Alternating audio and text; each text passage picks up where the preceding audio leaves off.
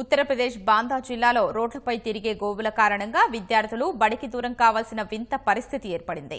బిసాండా పరిధిలోని వందల సంఖ్యలో ఆవులు రోడ్లపై తిరుగుతూ పొలాల్లో పడి మేస్తుంటాయి. ఫలితంగా అక్కడి పంటలకు రక్షణ కరువైంది. ఈ పరిస్థితిపై ఎన్నిసార్లు అధికారులకు మొరబెట్టుకున్నా ఫలితం లేకపోవడం వల్ల ఆగ్రహించిన అన్నదాతలు వందలాది ఆవుల్ని సింగపూర్ మాఫీ మాధ్యమిక పాఠశాల ఆవరణలోకి తోలి గేట్లు వేశారు.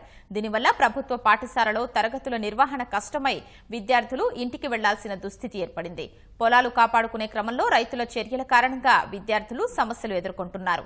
ఇప్పటికైనా అధికారులు స్పందిస్తే పిల్లల చదువులతో పాటు తమ పంటలకు కూడా రక్షణ దొరుకుతుందని, లేకుంటే ఇదే పరిస్థితి కొనసాగుతుందని పోలీసులకు రైతులు తేల్చి చెప్పారు.